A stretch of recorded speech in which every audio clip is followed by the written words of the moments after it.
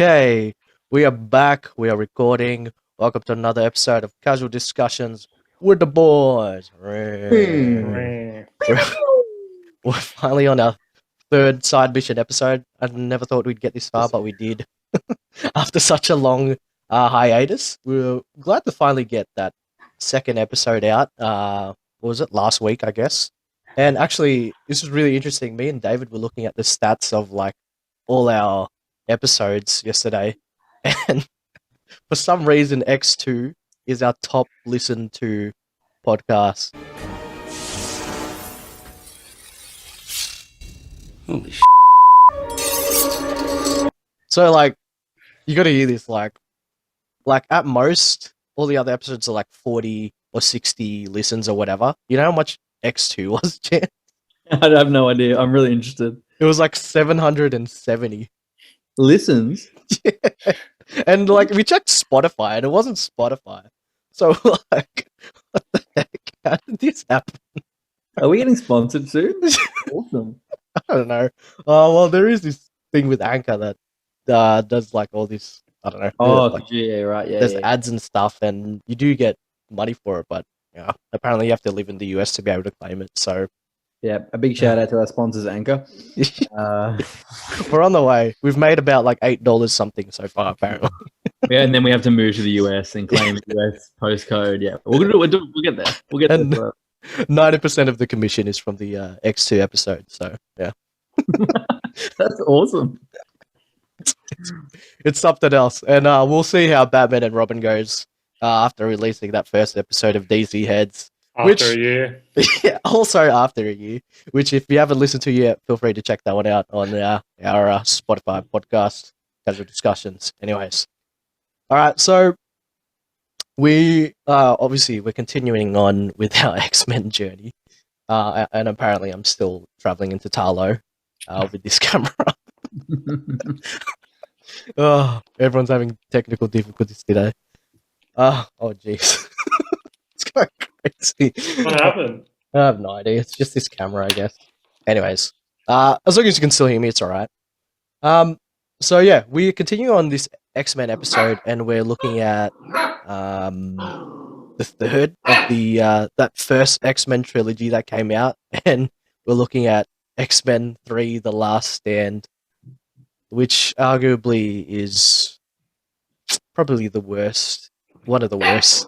Well, within the trilogy, we'll say that. Within the franchise, it's arguable, but it's pretty up there as far as the worst ones go. So yeah, we'll see how this goes, and we'll start off with our usual segments. We'll go into Film of Future Past, which is how rewatchable are these movies. If your mind gets rocky, it'll be harder for me to hold you. You could start to slip between past and future. What if I need to get a little rocky? Think peaceful thoughts? I guess to kick this one off, since David's first on my screen, I'll let you go first. David, kick it off. How was this movie on rewatch for you? So I remember when we used to do this, and Caleb would always be looking in the corner, and then you would just see Dalton in the background. And then now I'm just looking and looking while my dog tears my house apart, and I'm just like, yeah, I get it. It's a tough gig, my friend. It's a tough gig. So, yeah, look, to be honest, the way I see it is, and this is the consensus I came to, X-Men 1 and 2, the action supports a grounded story. It supports a very thematic story. This one, the story supports the action. This one's a lot more about the spectacle of it. Like, Robin, you compared it yesterday, and you're probably going to say it later, to like a Dragon Ball Z type vibe. And I think I can relate to that as, like, thinking back when this first came out, like, people were excited to see it. So I remember people telling me about this film, and I remember they were talking about the moments in this film that stand out, like, oh, there's a scene where, you know, Mystique loses her power and she's stark naked, or there's a scene where, you know, Angel, you know, flies out through the window. Or this film is full of these cool moments, but there really isn't enough to really substantiate it, and which we'll go into as it goes on. But look, I can't say it's a terrible movie. You can still watch it, but compared to what what I mean to say is, again, you can turn your brain off. I can have it in the background, but the story is not great. And I really am interested to know, we'll talk about this as we go on, about was this actually supposed to be the last X-Men? Because I remember at the time, like, yeah, but this is the last one, and then not long after, X-Men Origins Wolverine, and then we have constantly like all these different franchises in the X-Men universe, none of them properly link up. So overall, good spectacle, not much to it. All right, fair enough. All right, Chans, you want to go with your thoughts on rewatchability? Sure, I'd love to.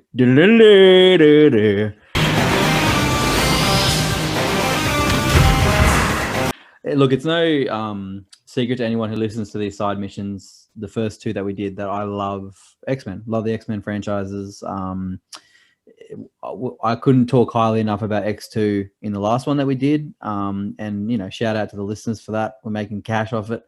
But yeah, I think this movie, if we're talking about rewatchability, I promised my small child self deep down in my soul that I'd never have to watch this movie ever again. And I hope that the listeners to this podcast appreciate it, because you made me watch it again, and I didn't want to. It's crap. It's a dumpster fire. It's terrible. But I think I said this to the boys today when I was watching it. The first 20 minutes of this movie, I could kind of see where they were going. Now let me clarify that. I can kind of see where they were going with one direction, and I can kind of see where they were going with another direction. They meshed two of them together and created a really terrible movie to end the original franchise with. But I personally, my hot take for this movie is I think this would be some of the most rewatchable franchises if they did this movie over two movies. So if we got, because, bit of backstory, this movie takes inspiration from two of the most famous X-Men storylines, Dark Phoenix Saga and Gifted, obviously to do with the cure and curing the X gene, blah, blah, blah. If we had got the third movie here about the Phoenix Saga and done properly, which we've never had happen on live screen, shout out to the latest Dark Phoenix Saga movie that was the most random movie ever made. If that had been done properly, and then we got a Gifted movie with the cure, because I actually prefer the cure storyline, but I think it got messed up because of Jean Grey and the Dark Phoenix. So if we got two different movies, I think we'd be having a very different discussion. But in saying all of that, Matthew Vaughn pulled the plug. He didn't want to be part of it. We then get a different director. Bryan Singer left to go do Superman Returns, et cetera, et cetera. We end up with this movie, and it had positive elements there, which I think is exactly what David was saying. End up being just fun things that you remember about this movie, not a good movie overall. So I would not put this on a Sunday afternoon and watch this movie. So no, it's not very rewatchable. It almost makes me angrier at what we could have had. That's why I can't watch it, because I watch it and I'm like, we could have had this amazing end to a story, but we didn't get that. So it just frustrates me. Can I ask, Caleb, because of your career, Sunday is technically a work day. So I wouldn't want to watch this movie when I'm working. So say Saturday, that's more your day off. Would you put this on a Saturday? Or when I have a child due in a matter of days, if my child grows up and asks me to watch the X-Men franchise, which they will because genes and stuff and parental things given down, we're going to act like this movie doesn't exist. So we're going to go X-Men 1, X2. We're not going to watch Origins Wolverine because that's arguably worse than this movie. We're going to watch First Class, Day of the Future Past, Apocalypse, Logan, and then we're not going to even watch Dark Phoenix Saga, maybe, but we will watch Inhumans. Not Inhumans, we will watch New Mutants because that was fun. Inhumans.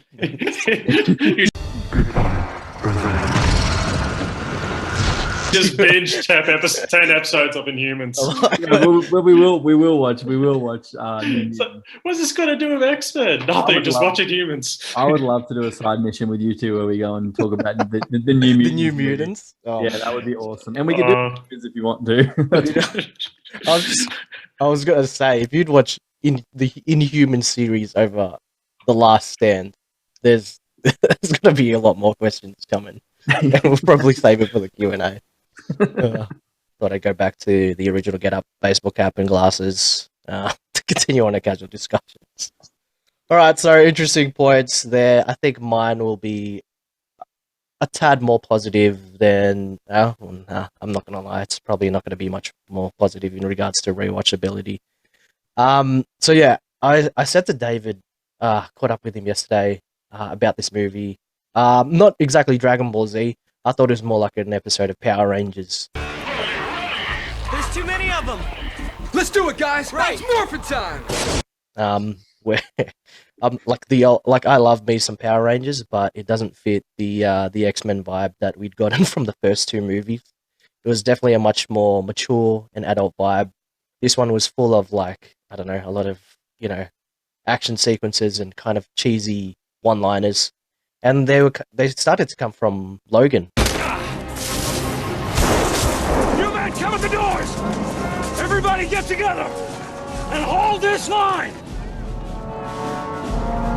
Who was meant to be that lone wolf dark character, but we'll get into the Deadpools later. Spoilers, he is potentially one of mine.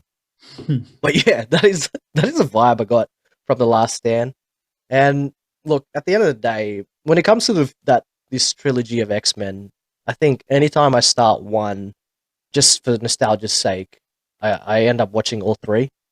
So rewatch wise, it's definitely like I don't rate this movie very high at all, but I can still get something of a kick out of watching it. But at the end of the day, it has a lot of problems, including that Power Rangers vibe, but also the fact that on rewatch, I mean, Chan's already mentioned like the storylines it had going in regards to Phoenix and all that, but I think there was just too much going on in this movie.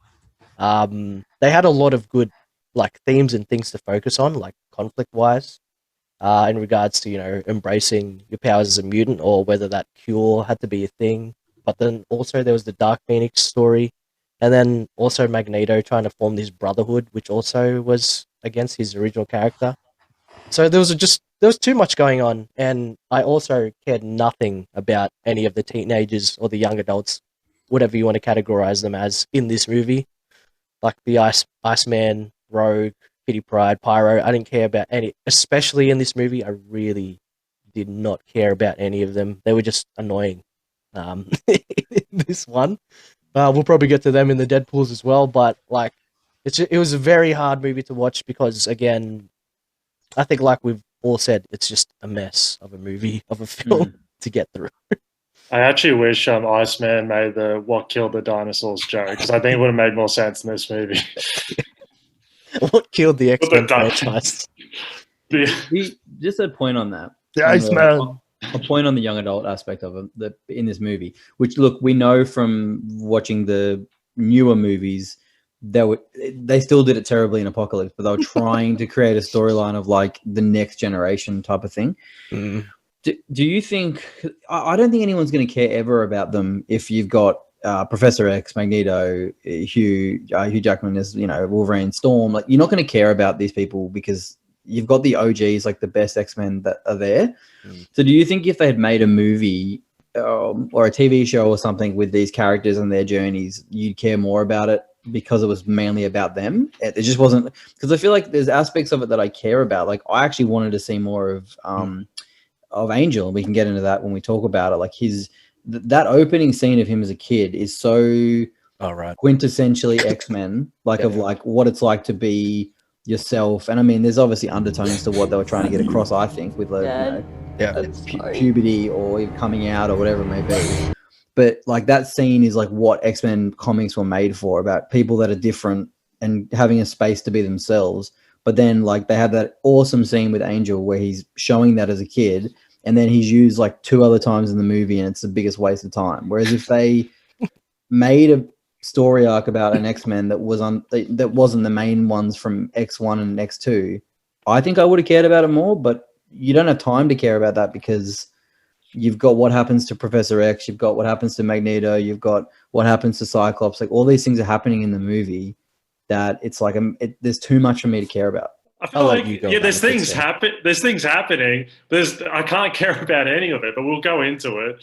But I will say that first bit with Angel, like you said, was definitely a highlight. But again, we'll go. Robin, just continue the segments because Should we just go on to the Deadpools? Because Yeah, we need a category. this is probably where we're gonna go into it and answer Chansy's question. All right, so yeah, next category, the Deadpools.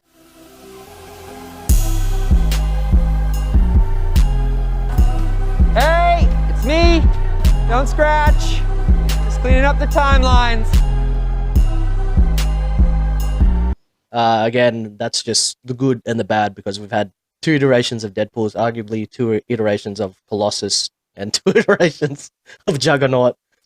2 iterations of... Anyways, we'll focus on Deadpool because that's like one of the most significant ones. Good and bad characters. And continuing off Chansy's question in regards to the younger ones, well, Fitz, you can take the reign. What do you think? Of the younger ones? Yeah. Well, All right, just so we can actually answer Caleb's yeah, question. all right, well, okay, so the younger ones. Okay, Iceman. His only conflict with Pyro is that they're ice and fire. There's like the previous movie, they were good friends. Yes, there was a conflict there, but they were good friends. But it's not really explored why he left them, why he went with Magneto, why there's this conflict. It's just, hey, you're ice, I'm fire, we got to fight. You're in over your head, Bobby. Maybe you should go back to school. You never should have left. It's just the laws of nature, bro. This is what we got to do. And then, like, doesn't Iceman basically kill Pyro? Like, isn't that essentially what happens? Does he kill him? Because, like, he freezes his hands and then I think he just knocks him out. Oh, that's right, yeah. But, like, it's another question if Phoenix kills him. She, like, Yeah. Bleeded everyone in that scene, basically, who Yeah. wasn't a main character. And, like, again, go to Kitty Pryde. What's her point in this movie? She comes into this movie, and then it's like, okay, what do we do? She's a woman. She's got to be a love interest of someone. Let's just make a love interest of Iceman. And, again, no real point. Rogue. Her and Wolverine, that chemistry has been great. That father-daughter type vibe, that cool uncle. They've kept that consistent. Her and Bobby, first bit of the movie, oh, I just hate the fact that, we can't touch each other. I've never put pressure on you. You're a guy, Bobby. There's only one thing guys think about. It's like the director, like, what's on BuzzFeed? What's on BuzzFeed? Oh, apparently guys only think of one thing. Put it in the movie. This is great stuff. Put it in the movie. What's on BuzzFeed? It's just like, oh. And then, like I said, Like a mutant magazine version or something. and then, and then I'll throw it over to Caleb because I want us all to talk about Angel because, like, what happened? Like, they literally had a poster where Angel is in the suit and he's going to be part of the X-Men, and like, this is great. He rocks up to the X-Men mansion. Hey, I know I haven't been in this entire movie, but I hear this is a place for where mutants can feel safe. And then Beast is just like, not anymore. What was the plan? It Like, used to be. It used to be, yeah. yeah, it's just like, look, sorry, bro, you got to go. And it's like, again, where was he? There's probably a movie where you just see what Angel was doing, and he was probably, I don't know, riding his bike down the lake, listening to tunes in his room. He does nothing in the whole movie but just fly around. Like, Ugh. I love Yeah. if the director gets a chance to sit down with David and just go, David, how could I have made this movie better? Can you just give us more scenes of Angel bike riding around the lake? That would be really good quality. Alkaline Lake? Yeah, actually, true. I think Jens was saying before about Angel. Yeah, the best scene with him was the opening scene, but like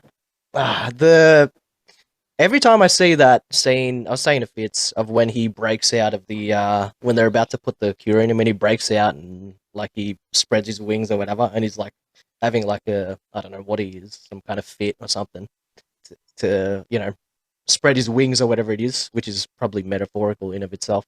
It makes me think of it was Epic Movie, was it, Fitz? There's a scene where they parody it, so I can't help but chicken wings. yeah.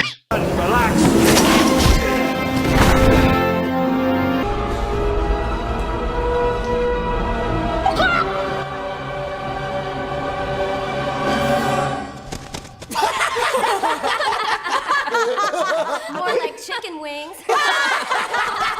I can't help but laugh at it every time I see it. And yeah, I don't know. Angel, again, he didn't amount to much in this film. like I get he was supposed to be someone who was like embracing themselves, but he was just limited to scenes of just flying in to save the day type thing. But there was no development, there was no dialogue, there was no nothing. He saved his dad. That's it. Like, Yeah, that's it. So, like, it's like you know, they used to make those Pixar like side stories sort of thing. Yeah, It was like that. a short. Yeah, Even like a shorts. Marvel one shot, but it's not. It doesn't even qualify for a Marvel one shot. Those had more depth than this movie did. So yeah, you know. It is what I would it have is. preferred if he killed his dad. That would have been better. Oh man, that's another thing because they killed the other scientists and then they took the time to take the dad up to the top of the building, to drop him. But Why even didn't they just? Oh, I don't But know. even Porcupine Man, his whole point in this whole movie is, if you get really close to me and let me hug you for 3 minutes, then my porcupine spikes will go through you. Otherwise, my powers have no point. My favorite in the whole movie. I don't know if any of you guys caught this because it's like we know in X-Men there's so many people that have got like it's almost like that thing. Do you remember that thing that was going around for a while, like the pointless superpowers? You could look up. It was like a list of them on the internet. So X-Men are kind of a bit like that, right? Because there's that one at the very beginning of the movie when Charles is like teaching a class and it pans to this girl and her power is just to like be able to record her notes on a paper without writing it. And there was Like, a kid, like cool. with flying paper airplanes or something. Like cool. That was his power. It'll help you get through uni a bit better, but that's about it. Like that's not a really cool power. But what's that job? Oh, like when you dictate what people say, like like they do it in the court. A scribe, yeah. Yeah. Her only job she can probably get is a scribe, and they're like, "Sorry, we're not taking any scribes." They have But machines for my that now. life, I was born to be a scribe. Stenographer or something. Oh well, yeah, that's the machine thing or whatever. But yeah, anyways, on that track of just all the younger characters, yeah, I think we've already talked about what were they going for with Iceman? Was it meant to be like a heartthrob character type of thing, or like he's so nice, look what he does for Kitty and Bro? Like, what was he supposed to be? He's two-timing them. Yeah, but like, were we supposed to sympathize with him? Is he supposed to be cool? I don't. In the scene when he takes Kitty Pryde out on the ice, I know this is probably not accurate, and I could look up the ages of what they are. I really felt as though he was like a fair bit older than her when that was playing out. Yeah, like, it felt to me like it was a 19-year-old and she was like 14 or something. I got that vibe. Not true, but it's weird. Until they got Rogue looking out the window, looking at it, was just like, yeah. But I'm saying, it felt weird to me. Like it was like, what are you doing? Like she's a little kid. Like it just seemed like she. Okay, this is gonna sound terrible. It seemed like she was a vulnerable person and he was taking advantage. That's what it played out to me like. Because Colossus didn't have as much of a role. They had to use Iceman, I guess. So it wasn't just Colossus walking around picking up children. Yeah. I know we're not going to random facts yet, but I remember with Deadpool, they were going to get the original Colossus actor back, and he was angry because they were going to make him like steal the whole movie. He's like, no, I want you to see my face. You don't get the character. Like, I'm pretty sure in the comics, yeah, he does switch between, but throughout the whole movie, it's just this big guy right here, like, ooh, I turned into steel. I'm going to throw Wolverine. Hey, Tim-Man, come here. How's your throwing arm? Like, he's just done terribly in these movies. Mystique. Nah, he's got a big line in Days of Future Past. That's it. When he gets his head chopped off, I was like... do we want to go into like the main characters? Like, yeah, we'll do that. I'll kick it off. Like, so this movie definitely had like really good moments, right? Which I think I might have said in the previous ones as well. There's always really good moments, but unlike X2 and X1, they were a bit ruined, or they were kind of like they had like something going, but they kind of messed it up with some kind of like development that was against the usual character traits. For example, the scene where Charles and Charles and Eric visit Jean for the second time, and Charles dies. Like everything, well, they have that conversation with Jean. I think the best bit, like, was Charles's death. Like, I think that was done really well. You had Logan like trying to claw his way in, whatever, and then Eric like Charles, and then he dies, and then it's like, oh, that's heaps sad and all. But then it just like it shifts, and then Magneto's like comforting Jean, and then I don't know, it was very messy. And then leading up into that, Fitz will probably talk about it. It's just like this whole plan of going into it was very poorly executed. I get it's because they're going in with different motives, but like, I mean, come on. And it was somewhat of a clever thing to like repeat it because it was the opening scene of the movie, but yeah, I don't know. It was very messy. There was a lot of things like that where they had these like really cool scenes, really cool concepts, and again, they just went against what essentially the characters were originally about because I don't know, the development of them wasn't very well done. I think with Charles, you'll have your thoughts on him. I think he did raise. There was a good point about like whether he was doing the right thing with Jean, whether putting those barriers was the right way to go about it. But like usually Charles is the one that's like wise about things and is able to justify things. But then he's just like Wolverine. I don't need to explain this to you. And then with Wolverine, oh my goodness, we're stuck on this whole train of like, Jean, it's still that, but also, I think I liked it better when he was like that. I get he's like developing into like more of a mentor for the kids, but I liked it better when he's just that lone wolf type of character. That kind of, I was gonna say rogue, but there's a rogue in this, but like he's there, but he was reduced here to cheesy one-liners and kind of he was giving advice to Rogue, which ironically he did not take himself. Like when Rogue was about to take the cure, he was like, just make sure you're not doing this for some boy that you like or something. When ironically everything he's doing half the time is for Jean. So like okay. Those were the main two that I wanted to address because they're the ones that we usually give praise for. I'll let you just talk about Magneto. I think if there was anyone that I liked in this, even though he had literally 3 seconds of a good bit, it was Cyclops. I think the one part that I liked was when he was like, obviously he was really struggling with coping with the loss of Jean, and you could see it. You know, he didn't attend the Danger Room class or whatever. Which actually another thing, I thought that was a cool Easter egg using the Danger Room. It was cool to see that, and with the Sentinels and all. But when he went to the lake and you saw his emotion of him shooting into the lake and all that, and up until Jean comes back, I actually thought that was good. I thought he was like the way he portrayed that, the way he showed emotion, and that was great. But then that was it. They killed him off, and I was just like, oh, they really did him dirty throughout this whole thing. So it's a bit of a shame. I think I agree with you. I think this is his best movie because he dies.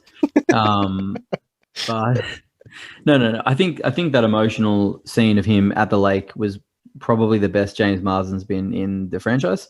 Like in saying that, I actually wouldn't have cared if I would have been okay if he survived and we saw more of that, because I think that would have been an more interesting storyline than what we got with Logan and Jean, to be completely honest. And I think David said this in the last pod about X2, just stop with the love triangle. Like if we just had the conflict of like James Marsden and as Cyclops and Jean Grey, like that would have been better to me than the whole Logan thing. Like Logan's got his own internal struggles. You don't even need to put Jean there necessarily.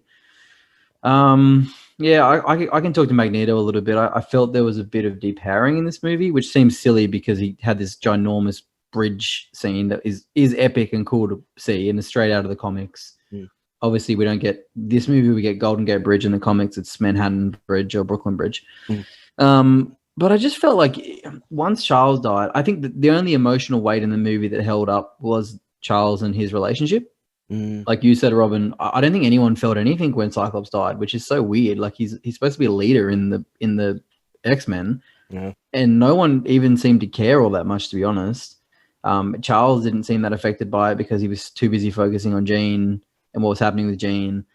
But then when Charles did die, I felt that scene with Magneto was well done, well played out to show their relationship. And then there was that moment with Pyro, where Pyro says something in the forest like, oh, I would have killed the old man too. And he snaps back and is like, he's done more for mutants than you'll ever be able to do, blah, blah, blah. Yeah, that was well done emotionally. I think they did that well. But I don't know. I just felt like we commented on this on the last podcast that Magneto, again, wasn't the quote-unquote main villain from X2. That was Stryker. But they did such a good job at making him be enticing and still be an antagonist in the movie, like in X2. And this, I just didn't feel like he was like that in this movie. It was like almost like he was plot fodder so that Jean Grey could be shown as like more powerful than he was, which is true. But it's like they used him and depowered him to make her seem like she was insane. Yeah. Like even in that scene, which I love with the gun, when he's like, I can bend metal and control this, but you can do whatever you want. That was a cool scene, but all it does is show you that he's nothing in comparison to her. Which I think he's a legacy character and you're just like obliterating him. Like that's what I felt like in that movie. What have I done? So, yeah, I don't know. I think that it had a lot of problems. Look, the last thing I'll say before David jumps in, some of my favorite characters in the movie, I actually prefer Kelsey Grammer's Beast hot take than I do to Nicholas Holt's. I thought you were on because I was the one that liked him, but I thought you liked Nicholas Hoult more. No, I mean in First Class, I liked the approach to it because I actually love First Class and think I actually don't mind the whole backstory thing. But as the franchise went on, I just found him so whiny and whingy and like this to me is what comic book Beast is like. Like he's a politician. He's fighting for mutants. He's like manly and bravado and like all that sort of stuff. So I think that was probably one of the best parts of the rewatch for me was actually Beast. And surprisingly, after talking about how crap she was in the first two movies, I actually thought Storm was a little better in this movie as a leader. Like I think she got like in the leadership role. She was still annoying dialogue, but in the leadership capacity. And I read up that when Bryan Singer was supposed to, because Bryan Singer obviously didn't direct this movie, he pulled out to do Superman, and then we get Matthew Vaughn was there to do it. And then we end up getting Brett Ratner, who did Rush Hour 1, 2, and 3. He directs it, which gives you why you get those cheesy one-liners in the movie. Yeah. So I think when Bryan Singer pulled out, she came back on, like Halle Berry, because she didn't get on with Bryan Singer, blah, blah, blah. And she demanded that she gets a higher role in the movie if she's going to come back and do it. But really, when we dig down to it, the only reason she did it was because Catwoman flopped, and that made no money.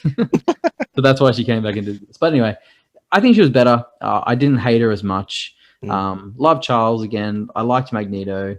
Every other character in the movie I could have probably done without, to be completely honest. But yeah, overall it was the main characters were okay, but the rest of them was just. This was the first movie, that we see MCU that too many characters do not make a good movie unless they're done properly. And this movie had too many people. Yep, way too many. Too many people, too many subplots. Yep. 100%. I just want to comment because I know Beast is definitely one that is a good character for me. I like his portrayal more than Nicholas Holt's. I think it's a bit of a shame we didn't get him sooner. He was only in this movie, he was thrust upon us, and I was on board for most of his approach politically to things. I thought it was cool, and he had his action sequences, which was all for the big fight at the end, which is, we get it. X-Men. All of us. We few. We happy few. We band of brothers. For he who sheds his blood with me this day shall be my brother. Be he ne'er so vile, this day shall gentle his condition. And men in England now abed will count their manhoods cheap. They were not here with us to fight on Crispin's Day. What's the time jump between X2 and this? Pretty soon, I imagine? Like, it's like... I'm not sure, actually. Because I just feel like we don't get a lot of... Like, in X2, it's mainly... There's no political agendas that are assisting mutants. And then all of a sudden in X3, The Last Stand, it's like there's a whole mutant division and Beast is like... like, it just doesn't really add up to me. That aspect didn't add up. Like, it was weird. Yeah. The final thing I'll say in regards to the Deadpools is that the actors were still really good. Like, obviously, Patrick Stewart, Ian McKellen, they still pull off their roles well. It's just the storylines they had, the way their characters were developed they were just messy and kind of inconsistent, which seems to be the thing with this whole movie. It's just a lot of inconsistency. But and even Hugh Jackman himself was like he was doing what he had to do. Like, he was just going as he was directed. in a very limited type of way, I guess. But yeah, all in all, there's no real standout good Deadpool characters that I can say would carry this movie. But at the I mean, there are definitely a lot of bad ones. But yeah, I don't know.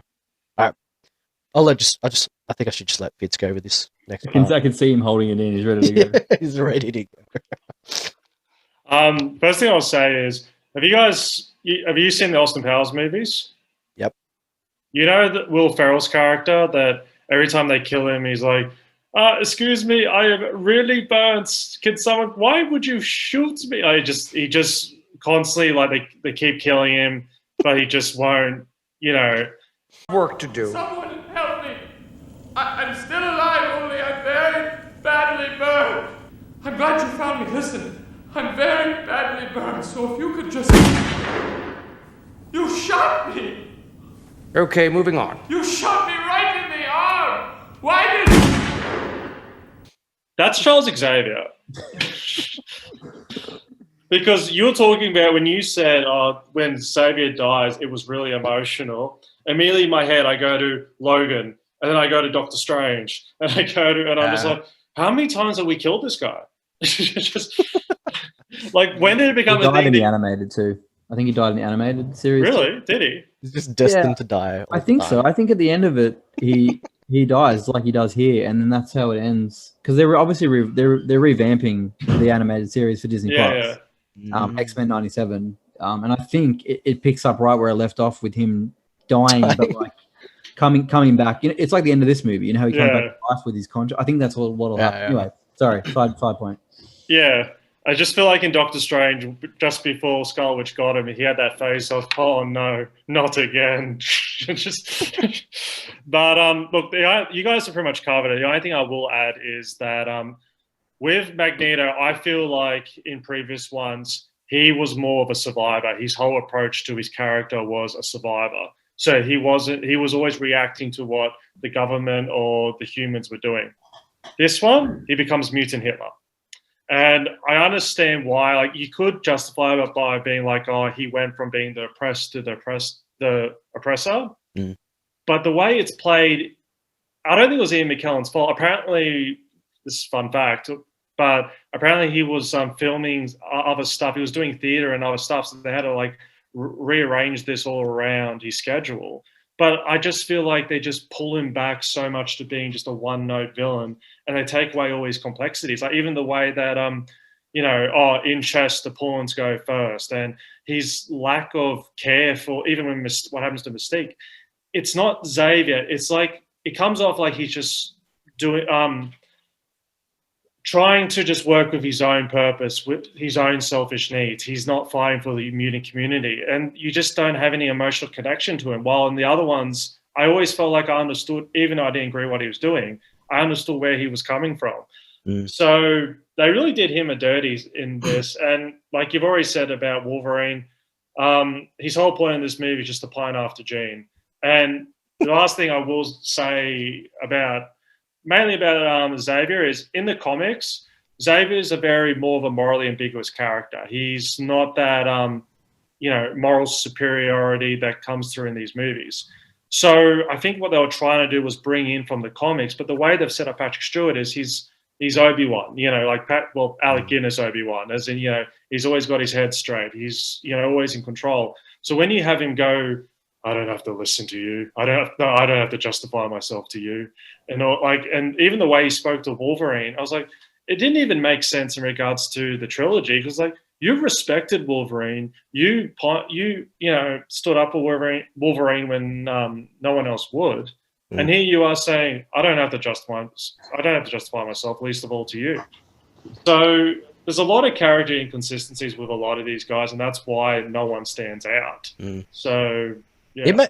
It makes sense knowing now that we already knew, but like because of the director change, like perhaps that's why they went in different directions with these characters. Apparently Brett Ratner never read.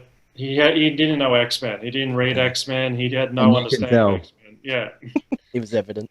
But like, I also wonder too, like, because Charles knew something was up before Jean was coming back, and he was saying to Storm it was like he was grooming her to become the next leader. But like she said, "Oh, there's something that you're not telling us. There's something wrong." Like, what was wrong with him? Like, how did he know he wasn't going to be the leader anymore? Yeah, like, but Jean hadn't made an appearance yet. What was that about? Yeah, but even going back to what you're saying about Cyclops, it's always an afterthought. Like, they get the glasses, like, oh, that's a bit weird. And then they're like looking after Jean. And then every now and then they're like, by the way, do you think Cyclops is dead? Maybe, I don't know. And then like he's with Jean, he's like, Jean, this is not you. What's going on? By the way, did you kill Scott? Like, it's just always like, yeah, I feel like Scott's dead, but we'll think about that later. Do you feel like Scott is like her kryptonite word? Like it's like Bucky Barnes getting the Russian. Scott. Every time someone says Scott in the movie, she loses it. Like Scott. Yeah, like that's true. when Wolverine says that she goes mental and then starts going from that to like ripping his pants off or some weird sexual passion scene. Trigger. And then when Xavier says it, that's when she goes. But even that, like you see with Scarlet Witch, they showed her power, they showed her trauma and her psychosis through her powers. And this, like, how do we show Phoenix is evil? She gets super sexual. She just wants to have sex with everyone. That's how we show the Dark Phoenix being overpowered. Like maybe it was a 2006 thing, but it's like, really? That's what you come up with? Yeah, I forgot to mention her wig wasn't great either. Like the way they everything was so off. Just like, she can literally do anything. It looked like a cosplay character. She can do anything, and she chooses to pull Wolverine's belt off. She could have just ripped his pants off. Like I don't know why she bothered with the belt. But even like that was a dramatic scene at the end when he's about to kill her. But the whole time she's just stripping his clothes off. He's like, oh. It's just like, is this supposed to be dramatic? Is it supposed to be sexual? What's going on here? I mean, I will say, I forgot to mention in the rewatchability part, the CGI in this is pretty impressive. Chan's already mentioned the moving of the bridge. Even that bit though, like I thought it was cool how you saw her. Like, because parts of Wolverine's skin was ripping off too, where you could see the adamantium skeleton underneath it, and then he was healing as well. It was still, obviously, they just wanted a shirtless Hugh Jackman, but like, I think it was still pretty impressive for its time. Even the CGI younger version of Eric and Charles at the beginning, it wasn't too bad. Yeah. I'd say for the time, it's pretty impressive. So they had that going for it. Do we have time to just cover Juggernaut and Multiple Man? Because that was a big letdown for me. Yeah. We've already seen Juggernaut can be done a lot better in Deadpool 2.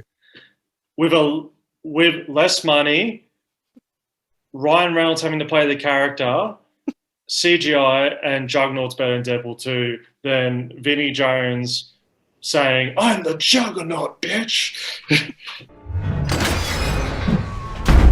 What do they call you? Juggernaut. I can't imagine why. You can let me out of here. I need a pee. Apparently, that was like a fan fiction, like online forum comic book. That was like a thing that they really wanted him to say. Like about it, it was like a meme, or like basically a meme before it was a meme. Like there was always people talking about. They imagined that he would talk like he would have that sort of sass, like I'm the Juggernaut, man. So when he did it in the movie, that's almost the equivalent of like, hello there. Like for fans, like when we get that for Kenobi, that I think that's what how like. poor. It was dumb. It was stupid. Yeah. But that's why they did it. And it's like, but it made no sense because it's like, it's 2005 or 6 or whatever it is. Like no one cares. But again, coming back, sorry, quickly say this, to stand out is if you told me today there's an X-Men movie coming out and the enemies are Juggernaut, Multiple Man, and blah, blah, the others I don't care. but I'm like, yes. But I don't know if it was just like the costuming or what, but they're just so underwhelming and they're just what would you call them? Thugs. They're nothing more. They don't even deserve. They were Power Rangers villains. Yeah, they should have just called them all Milo, like they did in Morbius, where they just like take away their name and just say, "Oh, you're Milo."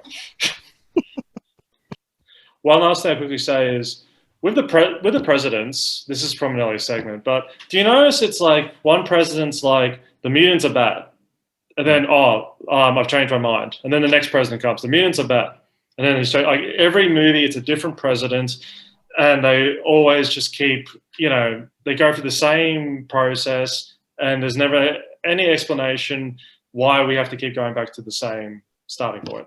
I don't think there's ever been a great president character in any of these, or I don't know, outside of no. It's always so poorly done. Yeah, and even like with Beast, how like Beast is like, oh no, the government's not involved in this, and he goes to see the president, I have to resign. Why? Because the government is involved in this. And it's like, so is the government involved in this? Is it not involved in this? Do you think that the kid that played young Angel, like in the first scene, that because this movie was so terrible and he was a part of it, that's why we get Shark Boy and Lava Girl? It's just his dream trip of like... It was his process, having to get through it. That's him in therapy dealing with the fact that he was in this movie. Shark Boy. What was his name in that? Max or something? Yeah, Max. Yeah. And he deals with Mr. Electro. We should do that movie. Electricidad. Mr. Electricidad. That movie is a drug trip and a half. We need to do that movie. Might as well do all the Spy Kids while we're at it. Gosh. Oh, not Spy Kids. So wow. Oh, this is so off track, but did you see the Netflix sequel to Shark We Can Boy? Be Heroes? I couldn't get through it. Oh, no, I didn't watch it. I want to watch it. Horrendous. Taylor Lautner didn't even come back for it, and he's doing Adam Sandler movies. That's like, horrendous. He must have really hated doing that movie. He's like, oh, please no. Taylor Lautner hasn't come back for anything.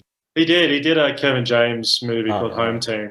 It wasn't bad. Yeah. It wasn't bad. Terrible ratings, but it wasn't bad. Hustle was better. Obviously. Yeah, sorry. Oh yeah, that's the one about the New Orleans Saints, isn't it? Yeah, it's the coach, yeah. Okay, we're getting way off track. We'll go on to the next segment, which is time for your lesson. X-Men Last Stand 101. Any fun facts we had?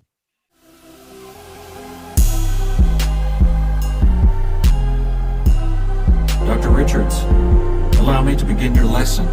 Chemistry 101. Chans, you want to kick it off? Yeah, I mean, you've been dropping a bunch of them throughout. I've said a few, but I mean, just some other ones. I just kind of want to do a really quick recap for everyone listening of like what happened with this direction of directors for this movie, just to bring us up to speed. I've got the rundown here. I'm going to read it out of where we started to versus where we went. So we had Bryan Singer. He signed on to do 3 movies. He couldn't come to terms with Fox to have the 3rd movie, probably a payment thing. We don't really know. He leaves to go and do Superman Returns. And so then they're looking for a director partway through the writing of this movie. So when he dropped out, Hugh Jackman recommended Darren Aronofsky, which apparently he worked on in the movie The Fountain. He didn't want to do it. Josh Whedon got asked to do it because Josh Whedon was the one that wrote the comic book Gifted. He didn't want to do it. Zack Snyder got approached, but he was too busy doing 300, so he didn't want to do it. Then it went to Matthew Vaughn, who we know obviously is the one who is very involved with the other X-Men movies later on.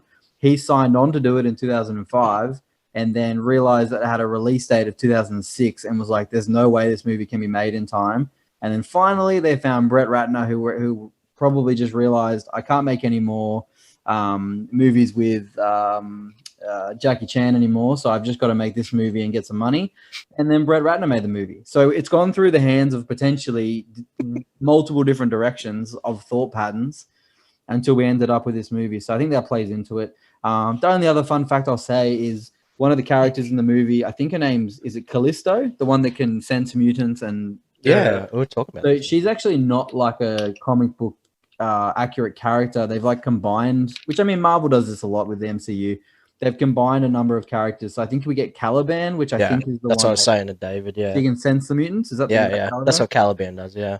And then we get, I think actually Callisto is the one that is a leader of like a bunch of mutant gangs or something, and she has a bit of healing capabilities. The Morlocks. Yeah. And then obviously she has a bit of speed, but I don't think it's actually quite at the level that she has in this movie. So you could argue there's a bit of Quicksilver there too, from a mutant point of view. Oh, yeah. I think they were just taking inspirations from a whole bunch of different things. Why did they do that? Yeah, I don't really know, to be honest. But yeah, that's my fun facts. I've got some more Easter eggs, but I'll drop them in the next segment. I just have one, and I think it's pretty interesting. So apparently Gambit was supposed to appear in this as a love interest of Rogue, and that's where they were gonna get Channing Tatum. You literally, this is the best thing ever. For that role. I heard Keanu Reeves. You're breathtaking. You're all breathtaking. Yeah. Was it Keanu or Channing? Well, I know they did want Channing at one point. Maybe they wanted Channing for X-Men Origins. Yeah, they did, I think. But like the reason they didn't was because Fox was like, no mutant could appear in both movies, which is Wolverine. What?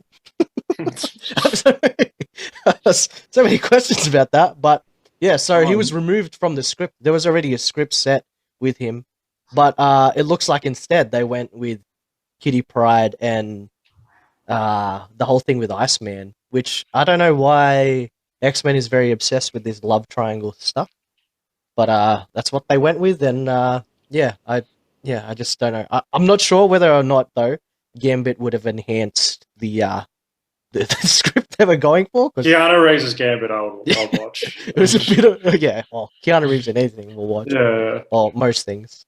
But can you see him doing like a Cajun accent and be like, with his husky, like, whoa, like this whole thing is a mess. And actually, I did have one more other fact. So Bryan Singer apparently said, after he saw the movie, he said he would have done it differently, and his original idea was something along the lines of having Cyclops build the Danger Room to become better, because he knew the X-Men needed to be stronger and faster to save Jean.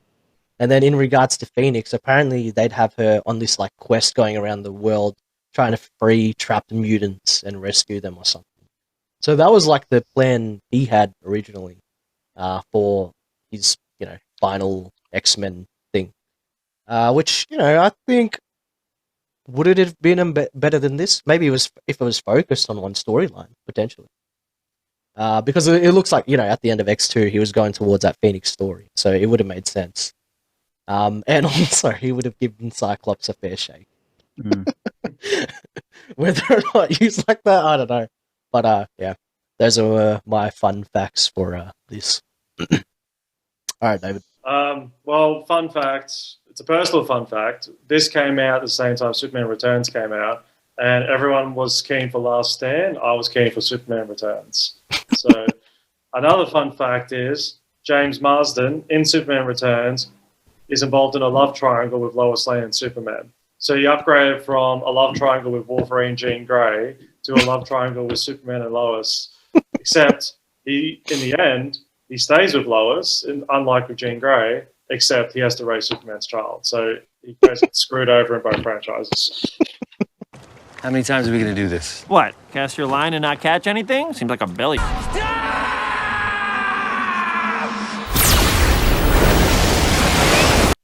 The poor guy. Yeah. But, thankfully in Sonic there's no love triangle. Another fun fact is Sigourney Weaver. Do you guys know her from Alien? Yeah.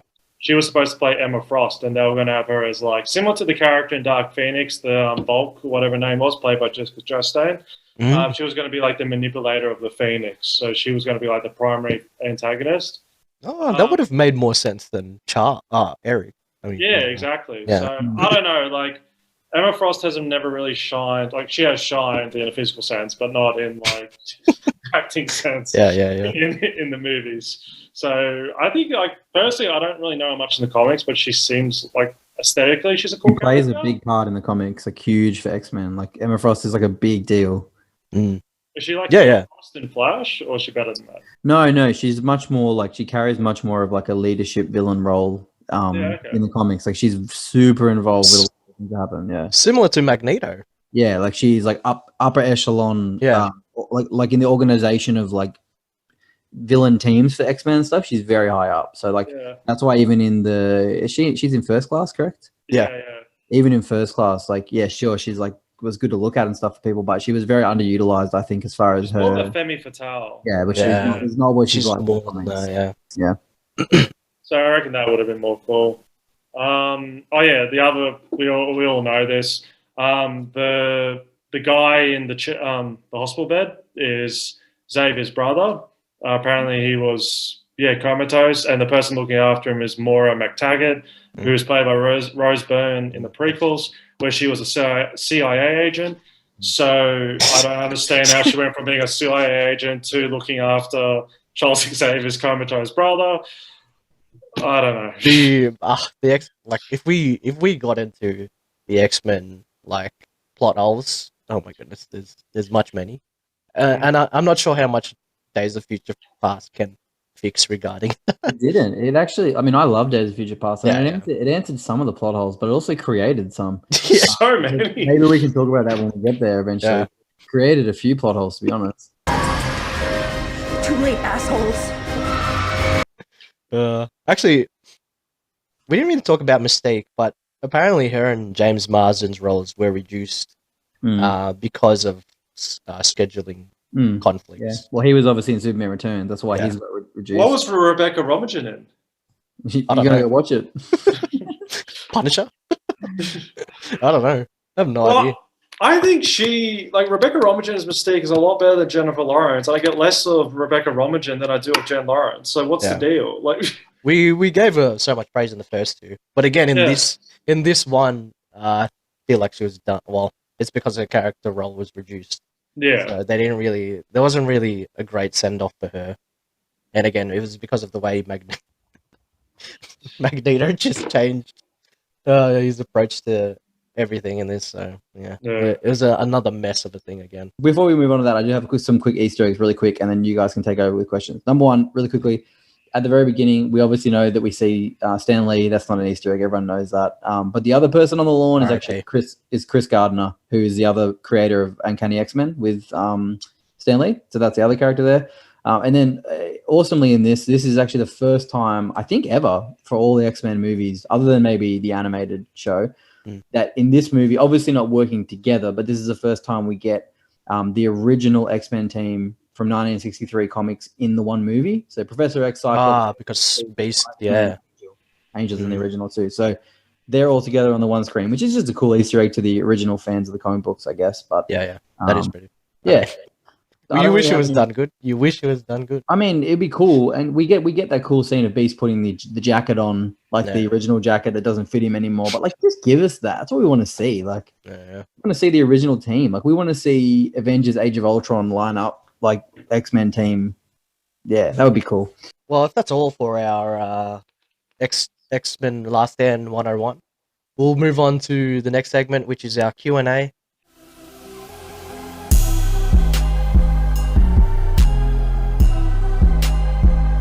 Why do you ask questions to which you already know the answers? Did you guys have any questions you wanted to put to the group in regards to this movie? Why does it exist? Yeah, it's a big one. I think I would probably ask why. I just want to know. I actually would really like to sit down, not to the group, but ask Fox what the original direction of Bryan Singer was. I really like to know. Maybe part of that is what we get later on with the three other movies. That's maybe where he wanted to head and Matthew Vaughn wanted to head there. I don't know. But I would have liked to know what the original intention after X2, because X2 is hard to live up to. It's like Spider-Man 2. That's why Spider-Man 3 is movie production companies get so sought out after making money because people are going to watch these movies that there's certain things they have to put in there for fan service, and it becomes like a child's movie, not a movie for people to watch. So I would have liked to know that. But anyway, I don't really have any questions. My question is why. My question is what could have happened, and my questions are sitting down to know the direction of where this was supposed to be headed, but that can't change. What about the fact that it was terrible? So. Why did Dark Phoenix hire the same guy that was involved in this and repeat same story beats? I know people are like, it's based on the same thing, but both movies have this thing about being in Jean Grey's house. From memory, that wasn't in the comics, and having the fight scenes in a street in suburbia. Why is that repeated in both movies? Did they think that worked? Did they think in Last Stand it was popular or something? Let's do it again. I think the car scene from Phoenix Saga was cool. Is that the opening scene of that movie when she's in a car? Yeah, that was cool. There was also the one where Mystique gets killed. You are my family, Jane.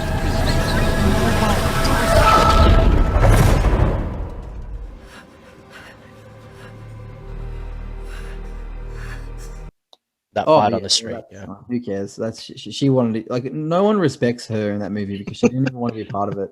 I actually think, David, what happened in that movie is Fox realized they were getting bought by Disney, and they'd already promised people that they were going to make a movie and there was money.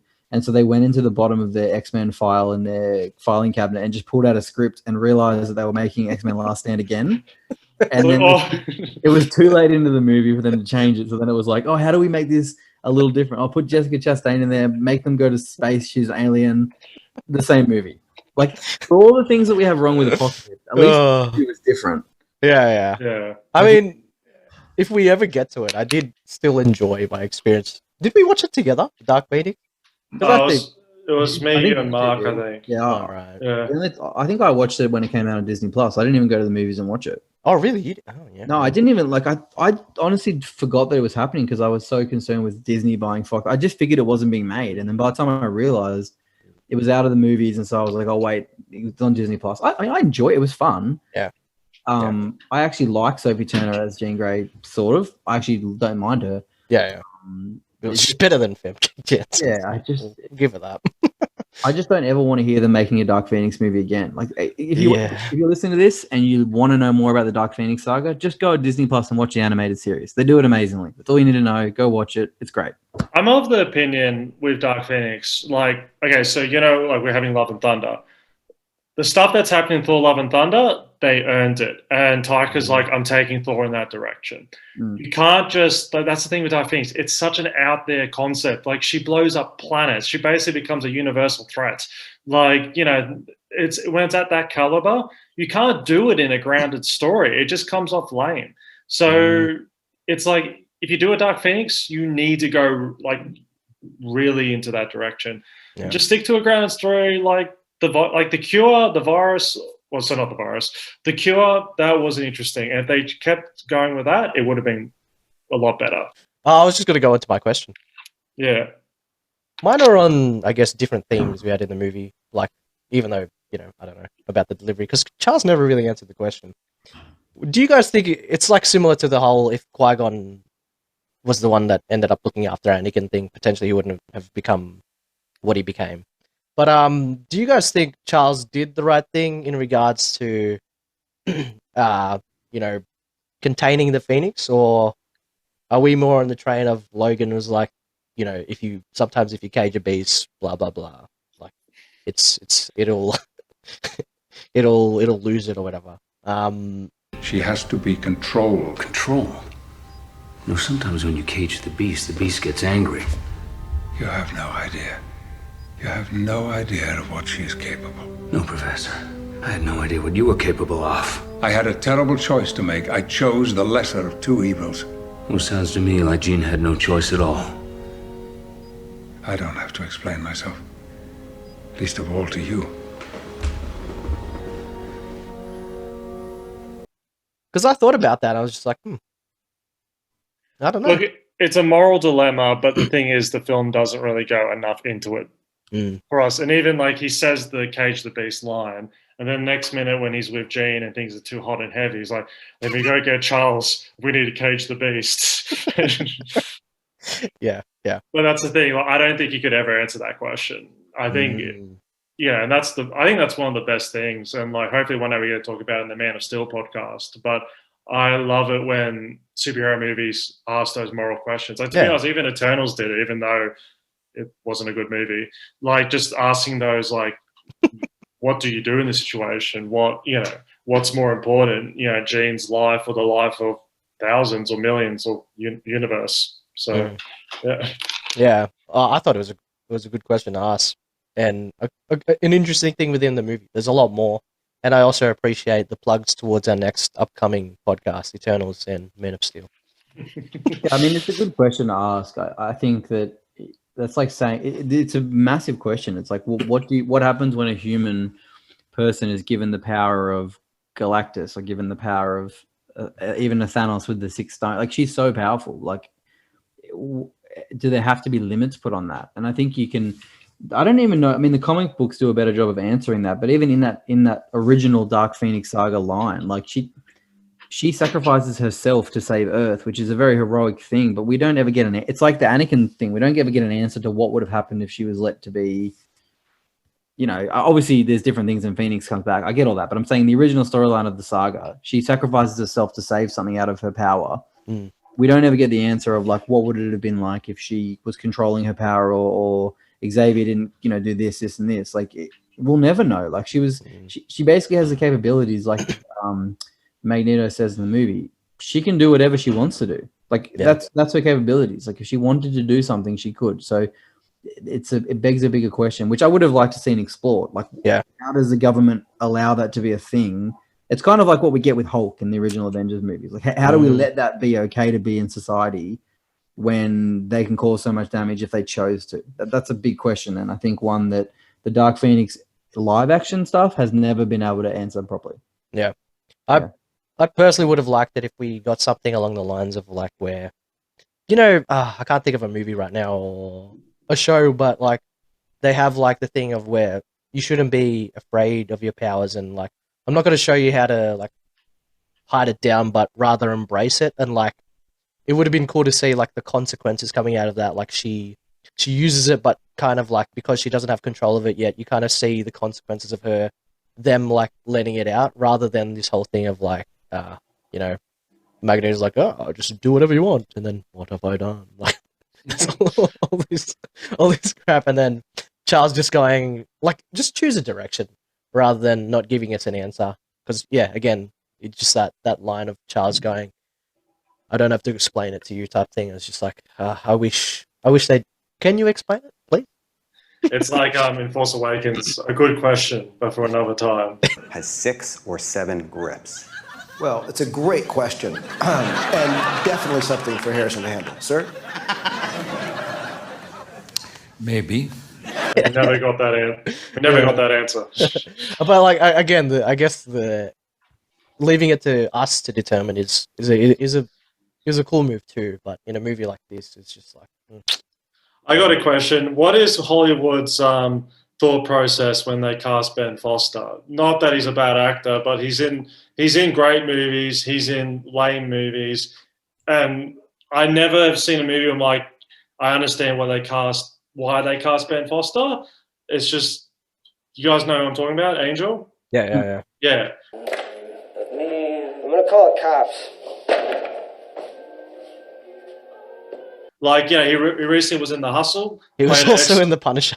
Yeah, but he was awesome in The Hustle. But again, it's like, it's like they're just like, what's Ben Foster doing right now? Can he come in and do this movie? Like, he's that random guy that just pops up in movies. He has the worst scene in this whole movie. Yeah. Which is him jumping out of that building from his dad. That is the worst scene in the movie by far. It's not even debatable. No, and like when he's running, it's like, yeah, it's like, it's so terrible. Easily the worst scene in the movie. Like nothing's gonna be worse to me than him like breaking out. But yeah, I don't know. But they did him bad in X-Men Apocalypse as well. It's like they just don't know how to do Angel. Yeah. Oh yeah, that's true. They really haven't done Angel. An Angel TV show, like sort of like Moon Knight type of tone, like not tone, but Moon Knight type of ability, like show where we like it's an unknown character where we get a whole story dedicated to them. I would watch that. I think that'd be interesting. I would watch an Apocalypse show where Oscar Isaac plays him, but he's doing the same accent as Stephen Grant. So it's just Apocalypse on the phone going, "Hello, Mum."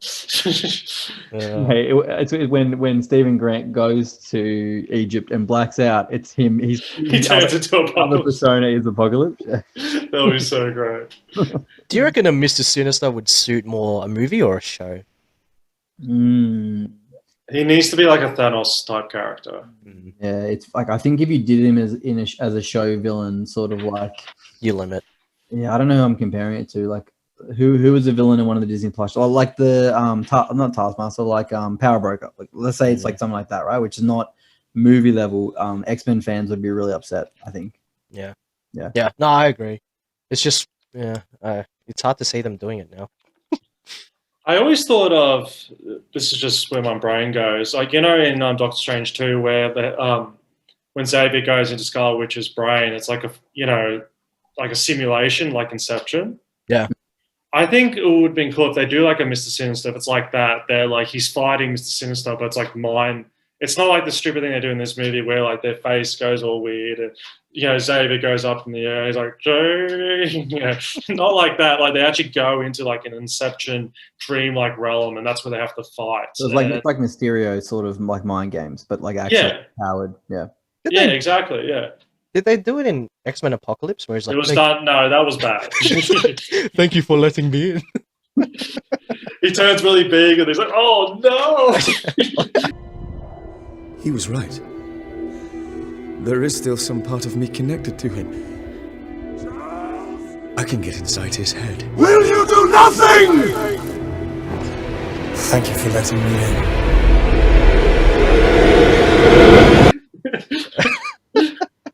I would love for someone that has the skill to remake X-Men Apocalypse, but really play on the fact of how short Oscar Isaac is. So every time he's in the scene as Apocalypse, it's like you've got Charles or whoever else is there, and then he's like really little, like tiny little. Just for a change up, I guess. It's like in Top Gun Maverick, there's a few scenes, like, as much as I love Tom Cruise, they're really stretching it, trying to make him look taller than Jennifer Connelly. That's true. All right. Final segment, our Tobey Maguire rating.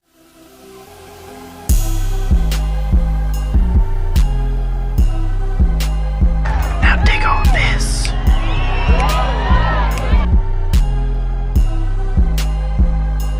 Actually, we didn't even talk about all this in light of Doctor Strange and having introduced Tobey Maguire into the MCU in a sense. It's become the Marvel expanded universe now. It's interesting approaching these movies now in light of all this. So, I mean, I don't know if we'll talk about it here. We'll probably talk about more in those podcasts, like the Doctor Strange and the. Do you think Patrick Stewart's done? Far From Home one. I don't know. I do that because, like, I think it depends. Like Chance was saying, if they're gonna go with the OGs, then how can you do? I guess they got McAvoy. But like, or will they go into the direction of using a different group of mutants for whatever they do with the MCU in Earth 616 or whatever it is? I don't mind if they go the McAvoy route. It just doesn't make sense because Patrick Stewart after Logan said, "Yeah, no, this is going to be my last one as well," and then he came back and did Strange to only be killed off. It's like, okay. To me, that was enough. Like that for him. Yeah. I don't need. I mean, yeah, McAvoy I'm cool with, but like when they had Quicksilver in WandaVision, I was just like, that wasn't enough. Obviously, because it wasn't really anything. Yeah. But yeah, I think it depends what they choose to go with. I'll stick with my same opinion that I think I've said this a few times. If they're going to introduce mutants into the MCU, which they will, they've got to start with a themed. My opinion, they've got to start with a theme show. So like we're getting with Miss Marvel, where it's like a teenage, like, not that they need to do that, but like something that gives us new characters that we haven't seen as much. And then eventually bring in, if it's going to be McAvoy or Fassbender, like in an end credit scene or like something that lets us know that they're there, but don't give us that straight away, because I think we've seen it enough that it's going to be like people are going to expect too much. It's like, just give us smaller characters, make a show about the X-Men, talk about the X-Gene, talk about mutants, blah blah blah, and then give us that in like a team up movie, like give us Charles in that big movie, because I think if you get it wrong, same as Fantastic Four, if we get it wrong to begin with, it's going to get really bad. Yeah. I just feel like with Patrick Stewart, like in Logan, like in this one, his death, not great. Logan, the death was, emotional. Yeah, it was very good. Doctor Strange, it was good for fear, but after that, it's just going to be a joke. Like I honestly expect if Patrick Stewart rocks up against some Charles Xavier, that someone accidentally, hits the button on his wheelchair, it just goes and it goes off the cliff. Like, oh well, we're never going to see him again. Like, he might come back in Deadpool and die as a joke. That's the only way I can see him coming back is he like turns up, which should be funny. Like if he's willing to do that, as a bit of a meme and a joke. He turns up and it's kind of like, Yeah. hey, I'm Charles Xavier. And Deadpool just turns around like, poof. Yeah. But is McAvoy like at the age that Patrick Stewart was in the original X-Men, like close to that age now? No. Is he? Surely not. He's got to be in his 40s, heading into his 50s. How old was Patrick Stewart in the first X-Men movie? Wasn't he 50s? Or am I? McAvoy is 43 now. And how old's Patrick Stewart? He's 81 now. Yeah. Oh, okay, yeah. So he would have been like 60, maybe. Yeah. Yeah. Okay. Wow, he doesn't. That's pretty impressive. 40, like, 60, you know, same thing. Like, if anything, I will say I appreciate them using Patrick Stewart as like kind of an avenue into introducing the X-Men. I mean, officially in a sense, but it's still up in the air because again, it's another universe. It's a good nod though. Like it gives us a glimpse to kind of go, oh yeah, X-Men. If you see Patrick Stewart as Professor X, like you obviously everyone knows that it's X-Men. So it's like we're now thinking X-Men in the MCU, which is exactly what they wanted you to think. So and we should tell him the truth.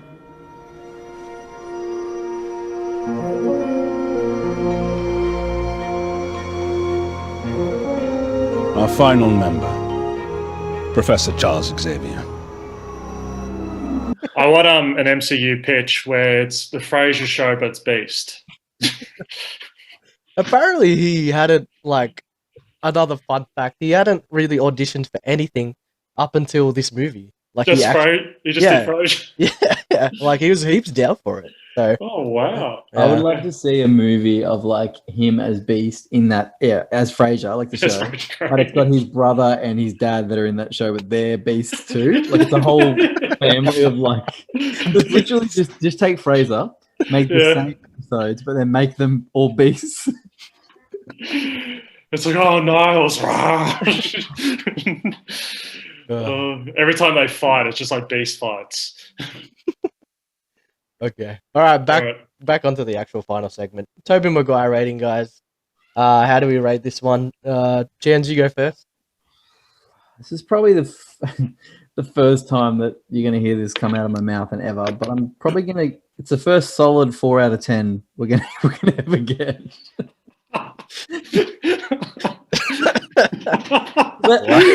I think those 4 points are really solid. I think there's good parts of the movie. But it loses it in every other capacity. So it's a solid 4 Tobeys out of Maguire. That's it. I was listening back to a Batman one, and I was surprised they gave Batman and Robin a 5.6. I was like, wow. We were stuck in a pandemic, man. Like, maybe that's what it is. But like, I'm not going on that route. Yeah, I'd probably give it the same thing, a 4, maybe a 4.5. I don't know, closer to the 5, because I can still rewatch it. But obviously, it's got so many problems, and I think I can't remember where I rated it in my like rankings. Ranked it. I think it's not the very bottom tier, but it's getting towards there. So yeah, but yeah, I'll give it a 4.5. Just because it is a mess, but it's still exciting in some senses. Maybe because I still enjoy Power Rangers, so I see a bit of that. But yeah, that's my Tobey Maguire rating. 4.5 Tobeys out of Maguires. All right, David. I can't believe I'm doing this, but look, I'm going to just rate this as a quality as a film, and I have to give it a 5.5. Which wait, what? I want to give it a 3, but I have to, thinking about it and comparing it to other disasters like New Mutants and Dark Phoenix. No, not Dark Phoenix. I'm not going to put Dark Phoenix on the same level. New Mutants, X-Men Origins Wolverine. Morbius. Morbius. Yeah, there's a lot more garbage fires out there. So if I have to compare it to those, I have to be fair and put on a 5.5. You're actually pretty close to the IMDb rating. I think they gave it like a 5.7 or something. It's too high. That's too high. Or 57. Oh, Rotten Tomatoes gave it 57% or something. Yeah. Very high for Rotten Tomatoes, in my opinion. Yeah. Anyway. They were both 5 and 6. I was just like, what? Surprising. Close to the 6. An average of 6 out of 10. Something. Maybe they were in the pandemic too. All right. Anyways, that effectively ends our podcast for now. I hope you enjoyed this side mission episode. Hopefully, I mean, we did go here and there with this one because there's so much to talk about, and we just like the movie was just a mess. not about the movie. Apparently not about the movie, but just like the movie was a mess. It was a bit of a mess trying to sort through it. But we got through it. Hopefully you enjoy this episode. Again, stay tuned to our socials: Instagram, Facebook, Anchor, our website. Get us to that 800 listens. If we can do it with X2, we can do it with The Last Stand. We'll see you next time for our deep dive into Shark Boy and Lava Girl. In 3D. And once again, shout out to Doug Raystar. Doug Gray. Thanks for watching. Hooray.